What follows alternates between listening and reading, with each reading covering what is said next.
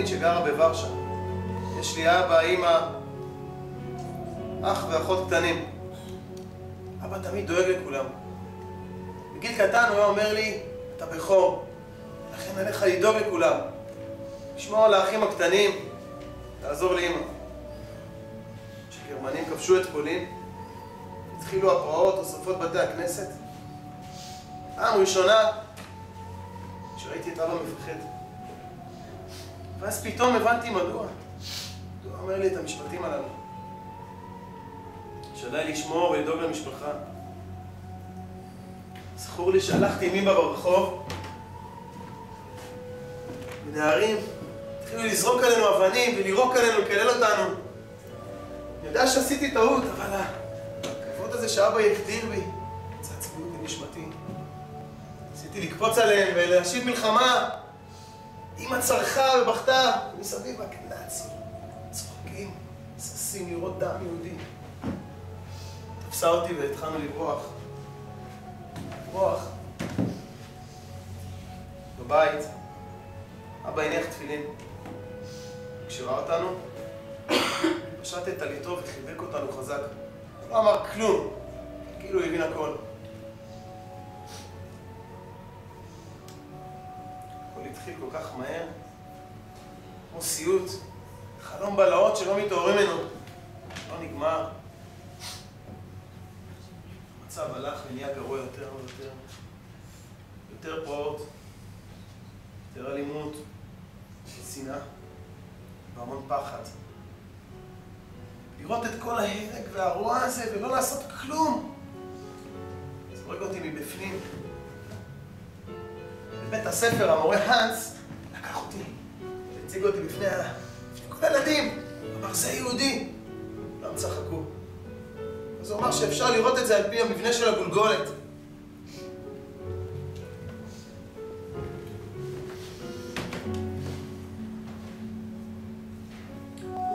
חנויות של יהודים רוססו בצבע כדי שכולם ידעו שהם יהודים.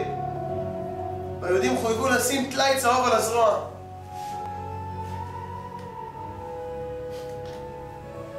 אבא עודד אותי וניסה לחזק אותנו. כשהתחבקנו כולם, ידיו החזקות של אבא עטפו אותנו.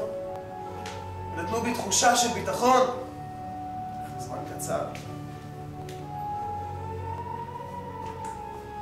המצב הלך והחמיר. נעשה יותר גרוע. הנאצים כינסו את כולם, כמו עדר של כבשים, הכניסו את כל הילדים למקום סגור וצפוף שנקרא גטו.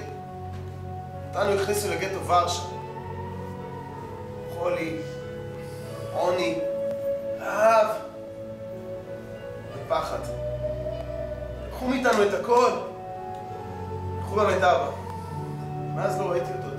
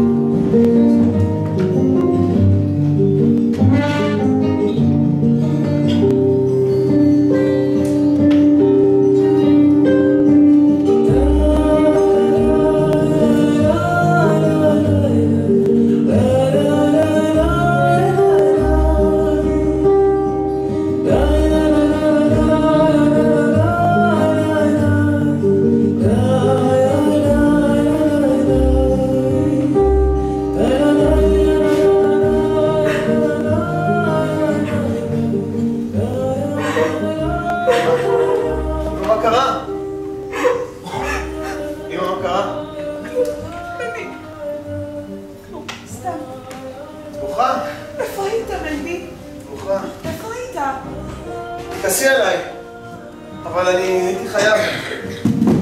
יש פרצה קטנה שהצלחתי לצאת ויצאתי מחוץ לגטו. ניסיתי להביא לנו קצת אוכל, אבל חזרתי מיד, זה מסוכן מאוד. יצאתי. אמי שלי, אני דואגת. אני דואגת מאוד לאחותך, היא חולה. היא חולה מאוד. אני לא מבינה איך אפשר לגדל ילדים בגטו הזה. בלי אוכל, בלי חימום, בלי תרופות. הלוואי שאבא שלכם היה פה כאן איתנו. אבא, אמא, אני יודע שהבטחתי לאבא שאני אשמור לכם, אבל לא הצלחתי להביא כלום. לא הצלחתי להביא כלום. עכשיו רעבים. מצטער. מנדי שלי, אני מפחדת עליך בכל פעם שאתה נעלם ככה. אני מתפללת בלי הפסקה שתחזור בשלום ושהמצב ישתנה. ככה מתגעגעת לאבא שלך. כשנולדתם, הכל היה נפלא, היה אחרת. מי חשב שנשב ככה יום ונרעב פה למוות? אני מרגישה אשמה. אני לא יודעת מה לעשות. אתה מבין, מנדי, מנסים לחסל אותנו בלי עזרה מאף אחד. למה? מה עשינו שזה מגיע לנו? ריבונו של עולם, לפחות תציל את הילדים. חיה אותם, שהם יחיו. קח אותי במקומם, ריבונו של עולם. אני שונא את כולם, אני שונא את הגרמנים, אני שונא את הנאצים, אני שונא את הגטו הזה.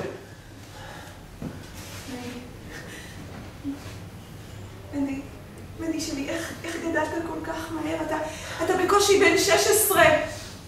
והגרמנים גם את הילדות הם לקחו לך. אני לא יודע אם זה מנחם, אמא, אבל יש חברים שלי במצב גרוע יותר. ככה זה במלחמה מתבגרים, לפחות אנחנו בחיים. מלחמה ארורה. לפחות יש לי אותך. אמא? השם ישמור עליך, ויציל אותנו. אמא, תבטיחי לי שלא תעזבי אותי. תבטיחי לי שלא תעזבי אותי. הלוואי שיכולתי, אמי שלי. הלוואי שיכולתי.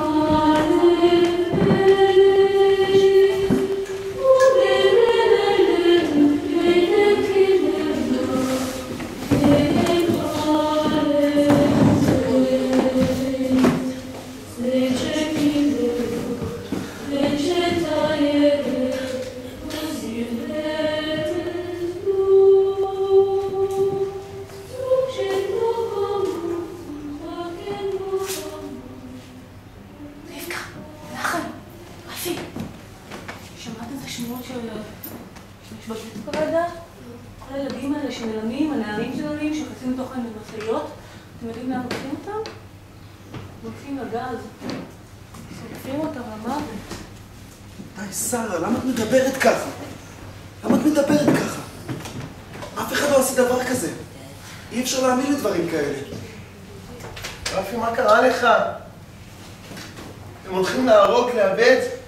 כל היודעים מנער, מתינוק עד זקן ביום אחד? אז למה אנחנו פה? בינתיים הם לוקחים את כל מי שלא יכול לעבוד מחוץ לגטו. שבוע שעבר יצאתי מקשר עם מישהו מחוץ לחומות הגטו. הוא לא יהודי. הוא לי קצת ביסקוויטים בעבור השעון של אמא. הוא אמר לי שהסוף שלנו קרב. כל מי שיכול לעבוד, הם לוקחים אותו למחנות עבודה, ומשם למחנות השמדה, ומי שלא, לא נחוץ להם. ימות. כבר התחילו בזה. לא מאמין. מה אני אעשה? אני לא מאמין למה שאני שומע. מה עם אח שלי? אני זה כל מה שיש לו. מי ישמור עליו? מי יטפל בו? גם הוא ימות. רפי, שמעתי שלארץ ישראל עולים יהודים ממקומות אחרים בעולם שגם שם יש פרעות. אני לא יודע, אבל אולי ננסה לחבור עליהם עוד. חי עומד רפי, אתה איתי. אנחנו לא מוותרים. יפקה, שרה. נחם, ארץ ישראל זו מטרה, אבל אנחנו כאן, בגטו. אנחנו צריכים לעשות משהו כאן, אנחנו צריכים להיפגש, אנחנו צריכים לתכנן, אנחנו צריכים לעשות משהו כאן. נכון. אבל, שרה, כמו שאני שומע את זה, זה נשמע חלום יפה. זה לא נראה כך. הסוף של העם היהודי והסוף שלנו. רפי, מותר לחלום, אפשר לעשות עוד דברים בגטו. נכון, אפשר להחיות את גטו ורשה. נראה להם שאי אפשר לשבור את הרוח היהודית. יש כאן הרבה מורים, הם יכולים ללמד אותנו במשך היום. מצוין. כדי שנגיע לארץ ישראל לפחות, יהיה לנו פנאי לבנות אותה. כן. אבל שוב פעם, בואו נתרכז, אנחנו בגטו. מה עושים בגטו? לא החבאת איזשהו משהו, סיפרת לי לפני כן? חצוצרה. נכון. יש לי חצוצרה בגינה. נדע שזה מסוכן. הלילה נעבור בגטו ונכריז על כינוס כללי. לפחות אם הגוף שבור, הנשמה לא תקופח. הרעיון מצוין. תכלס, אתה צודק. לי ולאחי יש איזה מופע קטן שנוכל להעלות אותו בגטו. אולי קצת לשמח אותם. להעלות טיפה את המורל. אני לא יודעת, חבר'ה. המבוגרים לא יסכימו. הם עסוקים בלשרוד. עסוקים בלשרוד זה עסוקים בלפחד. אני לא שופט אף אחד, אבל זה מה שאנחנו עושים כל היום. שורדים ומתים. אם לא נעשה משהו עכשיו, אז אני לא יודע מה יהיה. אני גיליתי איזה פרצה בגטו. אולי נוכל ככה לברוח החוצה. ראיתי שהנאצים הגרמנים מאחסנים שם חומרי נפץ. אולי נביא. הכל דיבורים. אני קצת לא מרגישה טוב. לא אכלתי כבר יומיים. הבטן כואבת. כשהגוף שבור, קשה לנשמה להתעורר. רבקה. זה מה שיש לי, אבל הנה פרוסה אחת. אבל רפי, מה אתה תאכל? שמחי על רפי. רפי יפה, רק תבקשו. יאללה, לעבודה!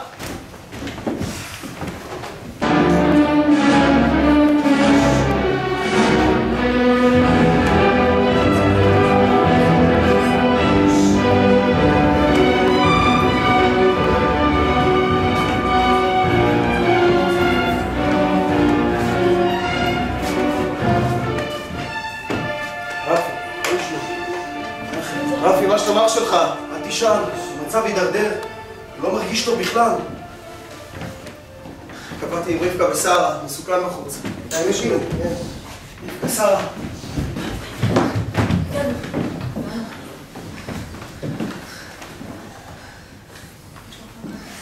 תשמעו, בשנה האחרונה הגטו הצטמצם, נשארו פחות מחצי. את רובם לקחו לתאי הגזים. חלקם מתו ברעב ובמחלות. כל מה שעשינו בשנה האחרונה היה לשווא. לא. רק מתגעגעת לחיים הקודמים שלנו, לחברים שלנו. לפעמים קשה פה. לא, נצח ישראל לא ישקר, מה קרה? חייבים לעשות משהו. אני לא יודע, אני יודע שקשה, כולם מתים, אבל... מנחם, אולי נארגן איזה בריחה. נצטרף לפרטיזנים ביערות, נילחם משם. אני לא חושבת. ומה עם אלה שלא הצליחו לברוח?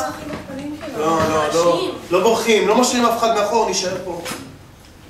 אני לא מוכן לתת להם שיהרגו אותי. אני לא מוכן. אני מציע שנתאבד. לא ניתן להם את ההנאה הזאת להרוג אותנו. רפי, מה קרה לך? אף אחד לא מתאבד! אנחנו לא מתאבדים! צריך לחשוב על משהו. אבל מה יש לעשות, מנחם? אני לא יודע.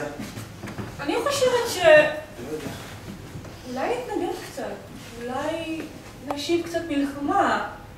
לא נעשה להם את החיים כל כך קלים, לא נכנע ככה. שרה, הם הורגים מאות ואלפים מאיתנו. אנחנו גם ככה עבודים אבל. אתם זוכרים שדיברתי על הפרצה?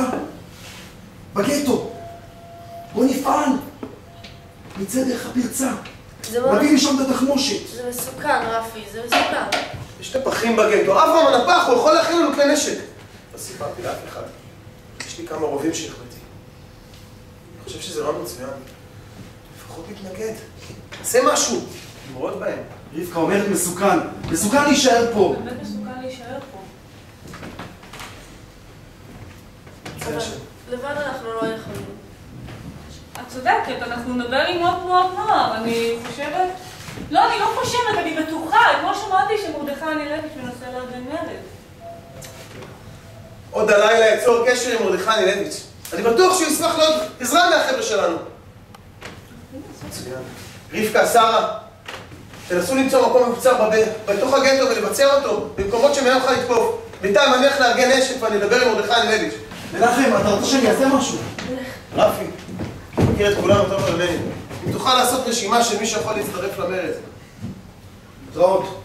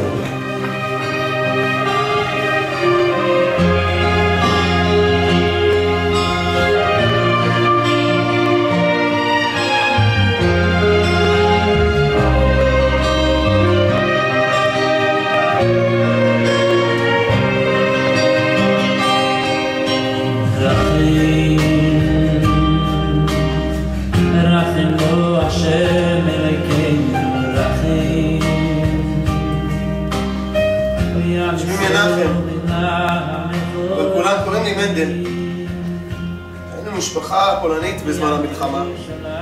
אמא, אבא, אח ואחות. נותרתי רק אני. גרנו בגטו ורשה, מקום מקולל. היהודים שהיו שם ניסו לארגן מרד. נלחמנו בכל מה שהיה לנו. עצרנו בבונקרים עם נשק מאולתר ורוח לחימה. גרמנים לא הבינו איפה אנחנו. גרמנו להם לאבד טנק ולסגת. 2,000 חיילים מול 700 נערים חלשים ורעבים. נערים שהתבגרו מהר. התבגרו מהר מדי. רבקה אמיצה. נפתה על מקום גבוה, סיכנה את עצמה והתעלתה דגל כחול לבן. שכולם ידעו שהיהודים נלחמים. היא ושרה התבצרו עם המון חבר'ה בבונקר. שם הם היו יוצאים לגיחות. 4 שבועות הם החזיקו מעמד. עד שהגרמנים הצליחו לפרוץ לבונקר ושרפו את כולם בחיים. שרה הצליחה לשרוד עוד יום אחד של לחימה ארוך. רבקה ניסתה לברוח, חייל נאצי ירה בה. האחים שלי נקרחו על ידי חייל נאצי שירה בהם מול עיניה של אמא שלי. אלת המרד והבכי קפצה עליהם עם מרימון. פוצצה את עצמה, הצליחה להרוג 2 חיילים נאצים. כולם נלחמו על טיפת דמם האחרונה.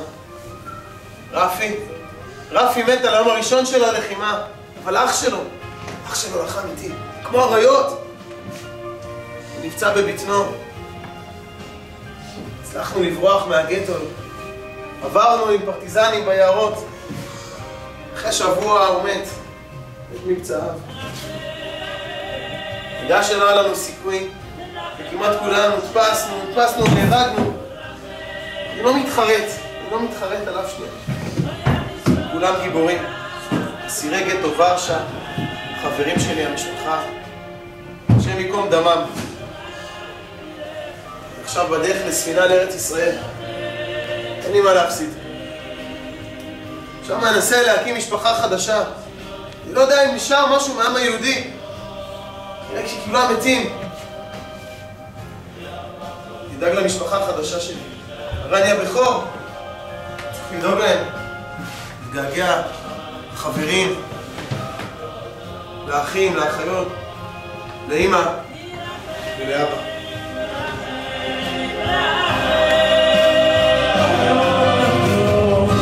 ציון